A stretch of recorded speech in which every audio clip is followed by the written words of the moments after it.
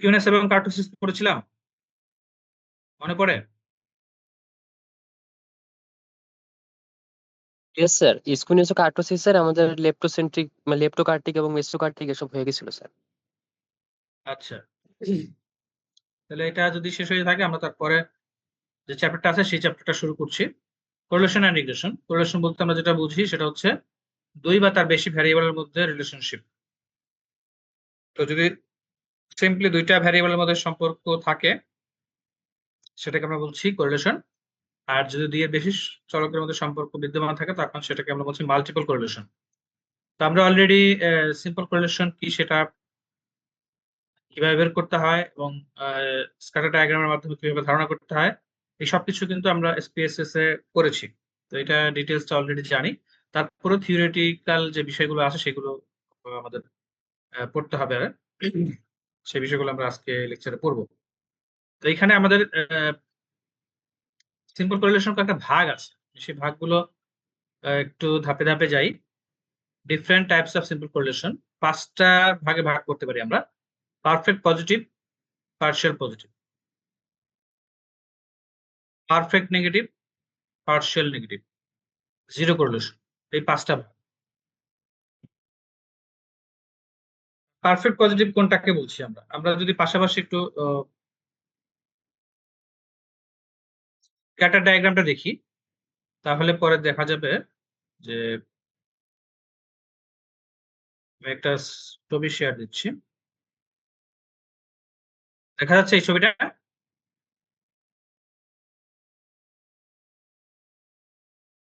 সবাই একটু খেয়াল করো এখানে পিকচার 1 এটা হচ্ছে পারফেক্ট পজিটিভ। পারফেক্ট পজিটিভ মানে হচ্ছে আমার চিত্রটা একদম স্ট্রেট লাইনের মতো দেখা যাবে। এবং আর এর মান হবে কোরিলেশন কোএফিসিয়েন্ট আর এর মান হবে 1। আর পার্শিয়াল পজিটিভ হচ্ছে আপওয়ার্ড স্লোপিং বাট একটু স্ক্যাটার্ড, এটা বরাবর স্ট্রেট লাইন হবে না। আচ্ছা, এটাকে আমরা 2 নাম্বার ক্যাটাগরি বলছি পার্শিয়াল পজিটিভ। পারফেক্ট নেগেটিভ হচ্ছে ঠিক পারফেক্ট পজিটিভের উল্টাটা, ডাউনওয়ার্ড স্লোপিং এবং দেখা যাবে যে এটা একটা সরলরেখার মতো তৈরি করছে। এবং এখানে আর এর মান, আরটা কি সেটা আমরা একটু পরে বলছি ফর্মুলা দেখে। আর এর মান হচ্ছে, আরটা হচ্ছে কোরিলেশন কোএফিসিয়েন্ট, সেটা আর এর মান হচ্ছে -1 হবে। আর আরেকটা সিচুয়েশন হতে পারে সেটা হচ্ছে number 4 partial negative. Partial negative মানে হচ্ছে ডাউনওয়ার্ড স্লোপিং এবং সেটা একদম স্ট্রেট লাইন হবে না, স্ক্যাটার্ড লাইনের মতো যাবে, ডাউনওয়ার্ড হবে। এবং এখানে আর এর মান হচ্ছে -1 থেকে 0 এর মধ্যে থাকবে, মাঝামাঝি থাকবে। আচ্ছা,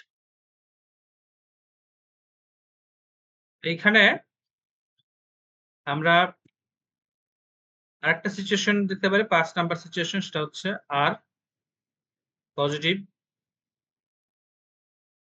পজিটিভও না নেগেটিভও না, এক্স এর মান ফিক্সড, ওয়াই এর মান চলমান। আবার ওয়াই এর মান ফিক্সড, এক্স এর মান চলমান। অথবা এরকম হতে পারে যে ফুটবলের মতো গোলাকৃতির কোনো শেপ বোঝা যাচ্ছে না। এই 3 ধরনের সিচুয়েশনেই দেখা যাবে আর এর মান আসতেছে 0 বা 0 খুব কাছাকাছি। আচ্ছা,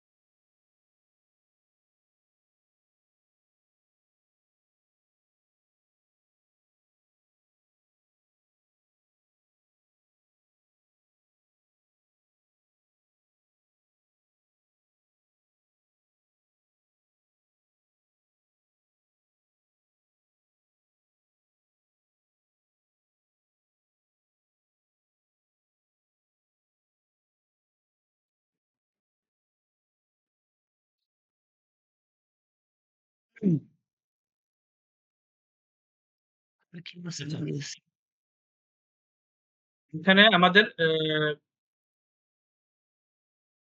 নাম্বার সিচুয়েশন যেটা বলছিলাম তোমার আর এর মান হচ্ছে 0 হবে।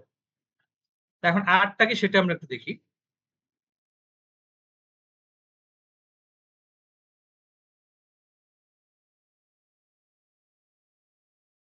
আরটা আমরা দেখি তোমার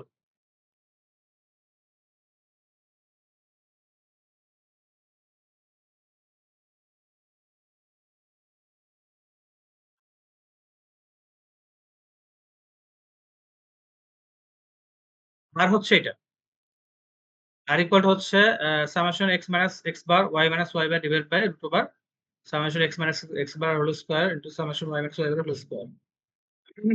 এইখানে এটা হচ্ছে আমার মূল ফর্মুলা। এই ফর্মুলাটা হচ্ছে যদি আমরা একটু সিম্পলিফাই করি তাহলে এই ফর্মটা পাই। আমরা যখন ম্যাথস করব বা আর এর মান বের করব তখন এই ফর্মুলাটাকে ইউজ করব। বেসিক্যালি যখন SPSS আর এর মান দেয় তখন এই ফর্মুলাটাকে এক্সিকিউট করে। ওখানে প্রোগ্রাম সাজানো আছে ও ওর মতো করে করে। আচ্ছা, এটা নিয়ে আমাদের চিন্তার কারণ নেই। আমাদের চিন্তার কারণ হবে তখন যখন আমরা ম্যানুয়ালি করব। কারণ থিওরি পরীক্ষা যখন দিব তখন আমাদেরকে ম্যানুয়ালি করতে হবে। সেখানে SPSS থাকবে না, করার সুযোগ নেই। হাতে কলমে করতে হবে এবং ক্যালকুলেটরে করতে হবে সেটা। টেবিল করে টেবিল ওয়াইজ বের করে মানগুলো ফর্মুলা বসিয়ে তারপর আর মান বের করতে হবে। আচ্ছা, এর পরে আমরা যদি সিরিয়ালি যাই তাহলে এখান থেকে দেখতে পারি যে পারফেক্ট পজিটিভ কোরিলেশনের ক্ষেত্রে যেটা হয় রেট অফ চেঞ্জটা হবে একদম প্রপোর্শনালি এবং আর এর মান হবে 1। আমরা যদি একটা উদাহরণ দেই তাহলে বলা যাবে যে কিছু সার্কেলের রেডিয়াস যদি x দ্বারা চিহ্নিত করি এবং সার্কামফারেন্সকে যদি y দ্বারা চিহ্নিত করি তখন এর মধ্যে যে রিলেশনশিপ এই x এবং y রেডিয়াস এবং সার্কামফারেন্স গুলোর মধ্যে যে রিলেশনশিপ সেটা দেখা যাবে যে পারফেক্ট পজিটিভ কোরিলেশন দেখাচ্ছে বা পারফেক্ট পজিটিভ কোরিলেশন শো করছে। আচ্ছা, পার্শিয়াল পজিটিভ। পার্শিয়াল পজিটিভটা হচ্ছে একটু আগে চিত্রে আমরা যেটা দেখলাম যে স্ট্রেট লাইন না কিন্তু আপওয়ার্ড স্লোপিং। আপওয়ার্ড স্লোপিং বলতে একটা ভ্যারিয়েবলের মান বাড়লে একটা ভ্যারিয়েবলের মান অটোমেটিক্যালি বাড়বে। আর এর মান যেটা একটু আগে আমরা ফর্মুলাটা দেখলাম 0 থেকে 1 এর মধ্যে থাকবে। যেকোনো ভ্যালু নিতে পারে। আচ্ছা, একটা উদাহরণ আমরা যদি দেই ইনকাম এন্ড এক্সপেন্ডিচার। মানুষের যার যত ইনকাম তার তত খরচ বা সে তত খরচ করে। ব্যতিক্রম থাকতে পারে তবে এটা খুবই লিমিটেড। মানুষ ইনকাম থাকলে স্বাভাবিকভাবে দেখা যায় যে খরচটা বেশি হয় বা করে। পারফেক্ট নেগেটিভ হচ্ছে ঠিক পারফেক্ট পজিটিভ উল্টা। এটারও একটা বাস্তব উদাহরণ পাওয়া খুব ডিফিকাল্ট। একটা থিওরিটিক্যাল উদাহরণ দেওয়া আছে এখানে। Relationship between area pressure and the area of gas. গ্যাসের যে এরিয়া বা ভলিউম এবং প্রেসার এই দুটোর মধ্যে রিলেশনশিপ হচ্ছে ব্যস্তানুপাতিক। মানে একটা যদি তুমি বাড়ো আর একটা প্রপোর্শনালি কমবে তখন আমরা দেখবো যে নেগেটিভ একটা রিলেশন শো করছে এবং এটা পারফেক্ট নেগেটিভ কোরিলেশন। এরপরে partial negative correlation. Partial negative কোরিলেশনটা ঠিক পার্শিয়াল পজিটিভ কোরিলেশন উল্টাটা। সেক্ষেত্রে আর এর মান হবে -1 থেকে 0 এর মধ্যে, তার মানে মাইনাস নেগেটিভ একটা ভ্যালু আসবে এবং রেট অফ চেঞ্জটা হবে পার্শিয়াল। এক্ষেত্রে একটা উদাহরণ হিসেবে বলা যায় যে relation between price and demand. প্রাইসের কোনো একটা প্রোডাক্টের দাম যদি বাড়ে তখন ডিমান্ড কমে যায়। যেমন মনে করো যে কাঁচা বাজারে যদি যাওয়া হয় দেখা যায় যে কাঁচা মরিচের দাম যদি বেড়ে যায় খুব বেশি তখন সাধারণত আমরা সেটা কম কিনি। আর যদি যখন সস্তায় পাই 40, 50, 60 টাকা কেজি পাই তখন আমরা দেখা যায় যে কেজি বা 1 কেজি কিনে ফেলি। আর যদি দেখা যায় যে মরিচের কেজি 200 টাকা বা তারও বেশি তখন ওই 100 গ্রাম কি 50 গ্রাম 10 টাকা 5 টাকা 5 টাকা তো তখন পাই না। কারণ 5 টাকা 10 টাকা 20 টাকার সর্বোচ্চ কিনে নিয়ে আসি। তো দিস ইজ দ্য ফ্যাক্ট যে ডিমান্ডের সাথে প্রাইসের একটা রিলেশনশিপ আছে। প্রাইস যদি বাড়ে কোনো প্রোডাক্টের সেক্ষেত্রে ডিমান্ড অটোমেটিক্যালি কমে যায়। প্রাইস কমলে ডিমান্ডটা বাড়ে বা তখন আমরা বেশি কনজিউম করি।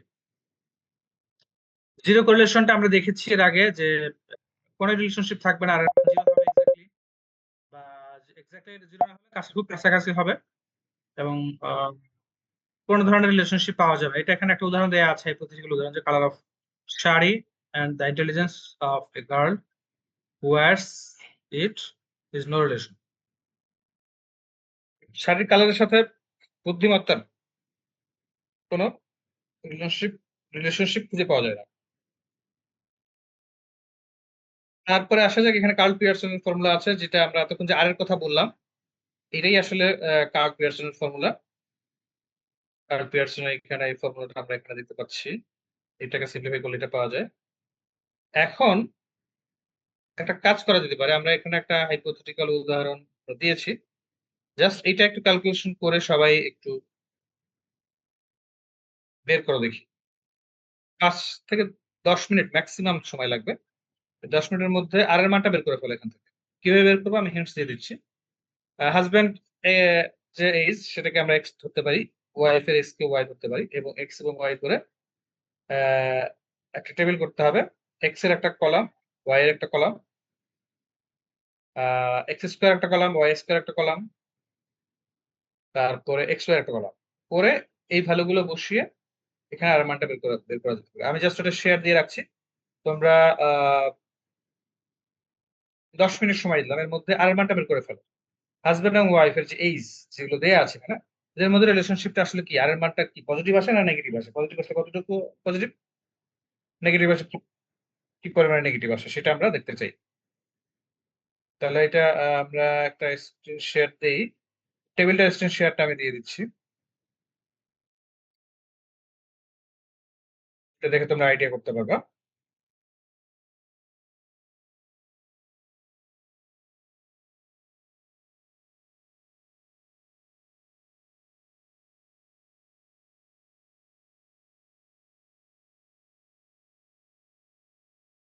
টেবিলটা করো। হাজব্যান্ডস এইজ হচ্ছে এক্স ধরো, ওয়াইফস এইজ কে ওয়াই ধরো, x y x square y square করে আমাদের যে ফর্মুলা যেটা আছে সেটা বের করে স্টার্ট।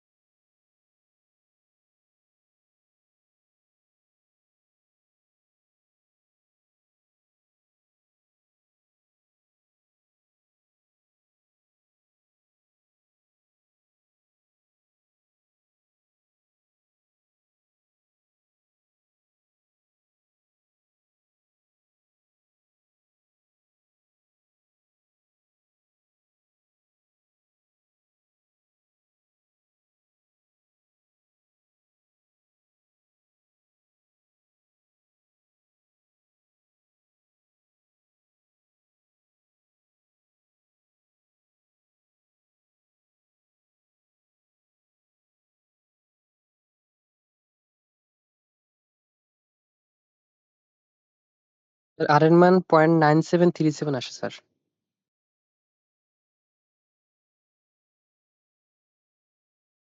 কত আসছে? 0.9737।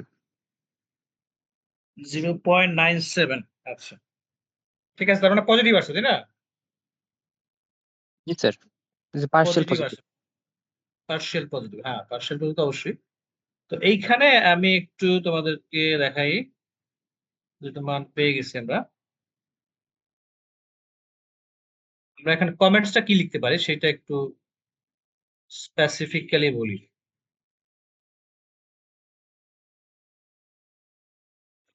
চলে গেল। আচ্ছা,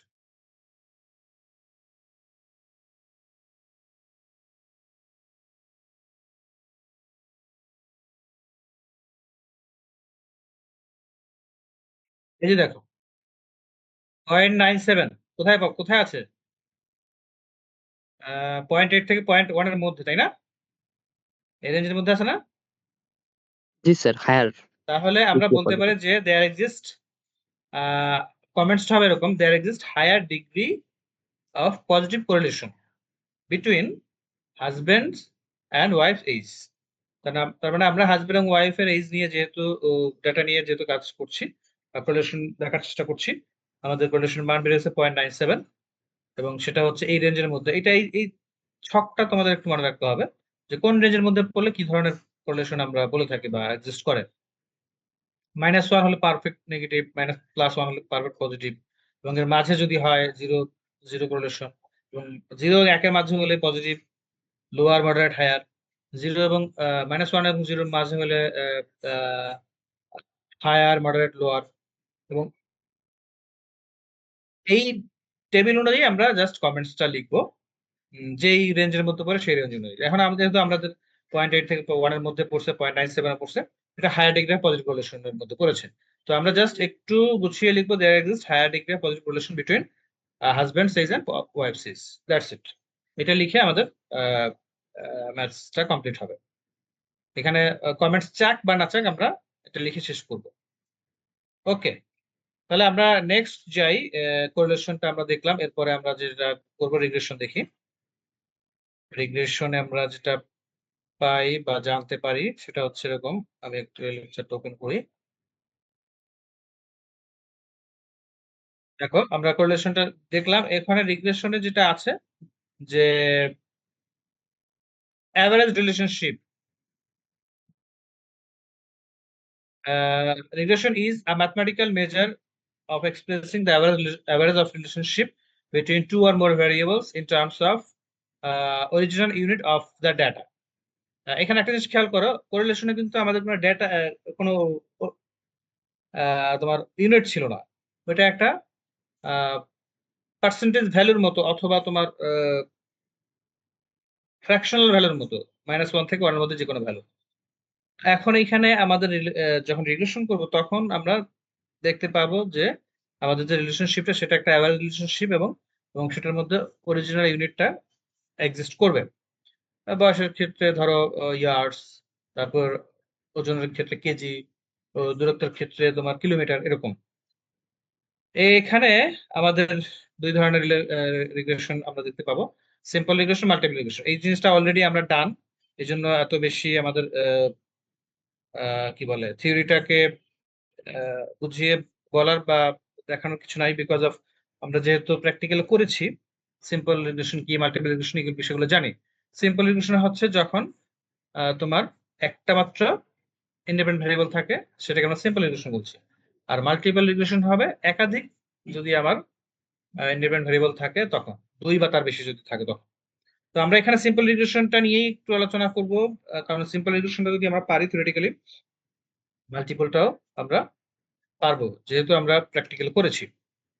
আচ্ছা, আর এবং অ্যাজাম্পশনস বলো বা বাকি যে বিষয়গুলো বলো, কমেন্টস বলো, কোএফিসিয়েন্ট বলো, এগুলোর ইন্টারপ্রিটেশন সেম। আচ্ছা, তো আমরা এখানে একটা সিম্পল রিগ্রেশন ইকুয়েশন লিখছি, y = a + bx। এটাকে যদি আমি উল্টা করে লিখি, x কে ডিপেন্ডেন্ট ভ্যারিয়েবল লিখি, y কে ডিপেন্ডেন্ট ভ্যারিয়েবল লিখি, ঘুরিয়ে লিখতে পারি x = c + dy। এটা প্রয়োজন পড়বে না, যদি আমাদের কোনো প্রয়োজন পড়ে তখন আমরা এভাবে লিখতে পারবো। আমাদের খেয়াল করতে হবে ইন্ডিপেন্ডেন্ট ভ্যারিয়েবলটা সবসময় ইকুয়েশন সাইনের ডান পাশে থাকবে, আর যেটা ডিপেন্ডেন্ট ভ্যারিয়েবল সেটা সবসময় ইকুয়েশন সাইনের বাম পাশে থাকবে। This is the relationship. ডান পাশে এবং ডিপেন্ডেন্ট ভ্যারিয়েবল অলওয়েজ একটাই থাকে, একাধিক হয় না সাধারণত। আর ইন্ডিপেন্ডেন্ট ভ্যারিয়েবল একাধিক হয়, একটা হলে সিম্পল, একাধিক হলে মাল্টিপল। তো এই জন্য আমাদের এই স্টেটটা খেয়াল করতে হবে।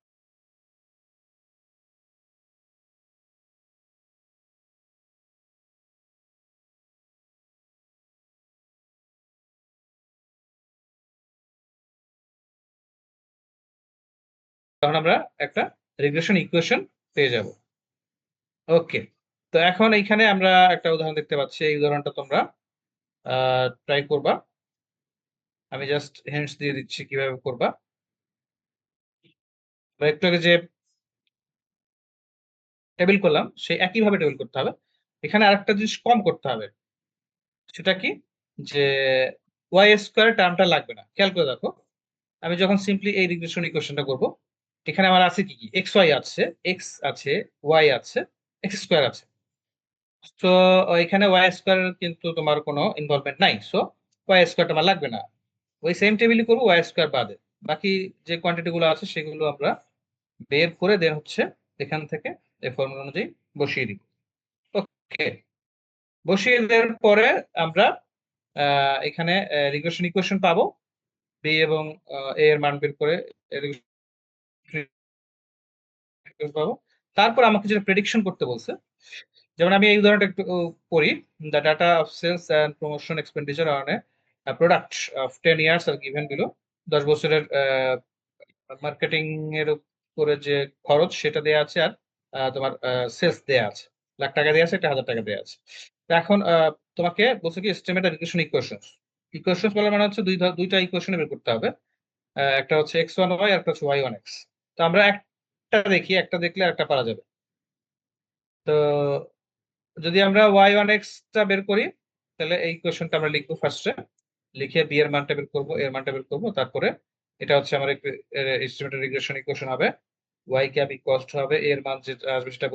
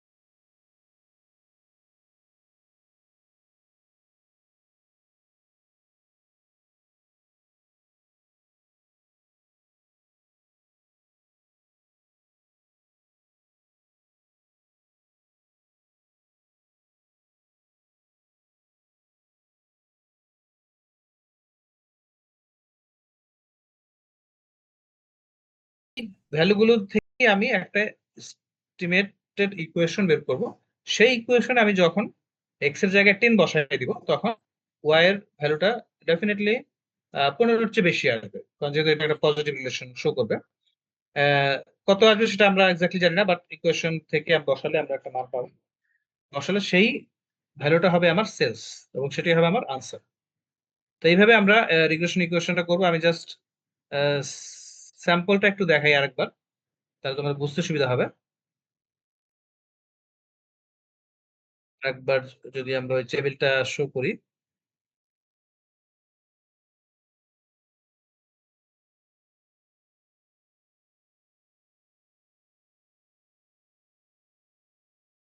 এইখানে আমরা যেটা করেছি সেটা হচ্ছে টেবিলটা বের করেছি। টেবিলটা বের করার পরে এখানে দুটো ইকুয়েশনের জন্য বের করেছে, এই জন্য একবার এক্স ইন্ডিপেন্ডেন্ট ভেরিয়েবল হিসেবে আর একবার ওয়াই ইন্ডিপেন্ডেন্ট ভেরিয়েবল হিসেবে। তো আমরা একটা একটা ভালোভাবে শিখি, তাহলে বাকিটা এমনিতেই পারা যাবে, ভাইস ভার্সা। তো আমরা টেবিলটা এভাবে করব, যেহেতু দুইটাই বের করতে হবে, এই জন্য আমরা এক্স ওয়াই দুইটাই বের করেছিলাম। টেবিলটা বের করার পরে দেন হচ্ছে আমরা বি এর মান বের করবো, এর মান বের করবো ফর্মুলা ওয়াইজ, এরপরে এস্টিমেটেড রিগ্রেশন লাইন বা রিগ্রেশন ইকুয়েশন আমরা পেয়ে যাবো। ওয়াই ক্যাপ এর মানে এখানে বসাবো, বি এর মানে এখানে বসাবো, বসালে প্রমোশন এক্সপেন্ডিচার ইজ টাকা 10,000, that is x equals to 10, then the sales will be just x এর জায়গায় 10 বসিয়ে এই মানটা পেয়ে যাবো। এটা আমার আনসার হবে। এবং এই টাকাটা কিসে আসবে? এই টাকাটা ডেফিনেটলি আমার আসবে তোমার লাখ টাকায়, যেহেতু সেলসটা হচ্ছে আমার লাখ টাকায় দেওয়া আছে। তো এইটা হচ্ছে তোমার রিগ্রেশনের মূল মেকানিজম। এবং আমরা যে তোমার এসপিএসএস যেটা করি, এসপিএসএস যে তোমার দেয়া আছে এস্টিমেটস, সেইখানে তোমার দেখবা যে ইন্টারসেপ্ট বা কনস্ট্যান্ট টার্মটা হচ্ছে আমার ইন্টারসেপ্ট, বাকি যে বিটা এর মান যেগুলো দেয়া আছে বা সিম্পল রিগ্রেশন ইকুয়েশন বিটা এর মান যেটা দেয়া আছে সেটা হচ্ছে আমার বি এর মান। এইভাবে আমরা ওখান থেকে ভ্যালুটা বসিয়ে রিগ্রেশন ইকুয়েশনটা পেয়ে যাব। তো এখানে যদিও আমার ওইভাবে বের করতে হয় না, অটোমেটিক্যালি ফর্মুলা বিল্ট ইন দিয়ে যদি আছে করে দেয়, আমরা এখানে ফর্মুলাটা অ্যাপ্লাই করে দেন হচ্ছে বি এর মান এবং এর মানটা বের করে ম্যানুয়ালি ইকুয়েশনটা বের করবো বা লিখবো। দেন যদি আমার কোন প্রেডিকশন চাই এক্স এর মান কত হলে একটা ভ্যালু দেয়া থাকবে নির্দিষ্ট, ওয়াই মান কত হবে, তখন আমরা মানটা বসিয়ে ওয়াই মানটা বের করে ফেলবো এবং ফাইনাল কমেন্টসটা লিখবো। এই হচ্ছে মোটামুটি আমার রিগ্রেশন। এখন আমি জাস্ট আর একটা বিষয় একটু এখানে তোমার শেয়ার করে লেকচারে যেটা আছে সেটা দেখো।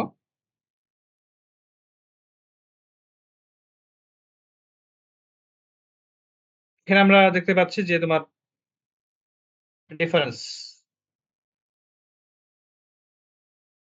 পার্থক্য, তোমার কোরিলেশন রিলেশন পার্থক্য, এই বিষয়গুলো একটু মনোযোগ দিয়ে দেখো।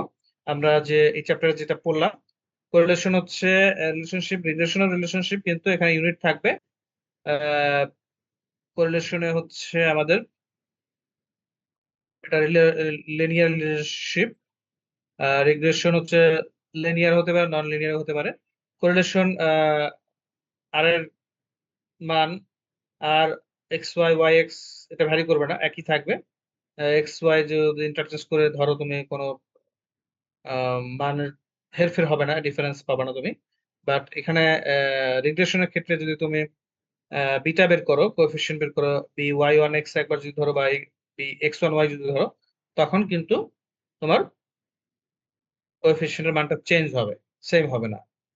আরেকটা জিনিস, কোরিলেশনের মান ডেফিনেটলি -1 থেকে 1 এর মধ্যে থাকবে, আর রিগ্রেশনের মান হচ্ছে তোমার -ইনফিনিটি থেকে +ইনফিনিটির মধ্যে বজায় থাকবে, যে কোনো মান আসতে পারে। বাট কোরিলেশনের মান -1 থেকে 1 এর মধ্যেই থাকবে, বাইরে যাবে না। আর যে টেবিলটার কথা বলছি একটু আগে আমরা দেখিয়েছিলাম, সেই টেবিলটা এখানে দেয়া আছে, এটা জাস্ট খেয়াল করবা, যখন কোরিলেশন আসবে বা যদি কোরিলেশন আসে তখন সেটা আমাকে আনসার করতে হবে। এই হচ্ছে মোটামুটি আমাদের কোরিলেশন এবং রিগ্রেশন। এখন যদি তোমাদের কোনো কোশ্চেন থাকে সেটা আমি নিতে পারি, যদি কোনো কোথাও বুঝতে অসুবিধা হয় সেটা আমরা আলোচনা করতে পারি আজকের লেকচারের উপরে বা ওভারঅল কোর্সের উপরে। এর কোনো কোশ্চেন আছে কি?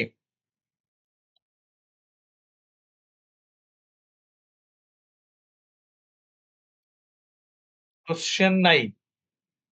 আচ্ছা, যেহেতু সবাই চুপচাপ আছি, আমাদের মনে হয় কোনো কোশ্চেন নাই। কোশ্চেন না থাকলে আমরা তাহলে আমাদের লেকচারটা শেষ করব এবং এই কোর্সটা শেষ করব। আমাদের যে কোর্সটা ছিল সেই কোর্সের পার্ট এর একটা চ্যাপ্টার বাকি ছিল, সেটা আমরা আজকে দেখলাম। এবং তোমরা পরীক্ষার জন্য প্রস্তুতি নিবে। আহ, প্রস্তুতি হিসেবে আমরা যেটা লেকচার পড়িয়েছি সেই লেকচারটা দেখবে, পাশাপাশি আমাদের প্রিভিয়াস এর কোশ্চেন দেখতে পারো। আমাদের যেহেতু তোমরা ওবির কারিকুলাম পরীক্ষা দিচ্ছ, ওবির যে কোশ্চেন গুলো এর আগে মানে হয়েছে সেই কোশ্চেন গুলো দেখলে একটা ওভারঅল আইডিয়া আসবে কিভাবে কোশ্চেন প্যাটার্ন হয় বা কিভাবে আসতে পারে। সেই দুটো মিলিয়ে, কোশ্চেন এবং লেকচার এই দুটো মিলিয়ে তোমরা প্রস্তুতিটা সম্পন্ন করবে। ওকে, যদি কারো কোনো কোশ্চেন না থাকে তাহলে আমরা আজকে লেকচারটা শেষ করতে চাই।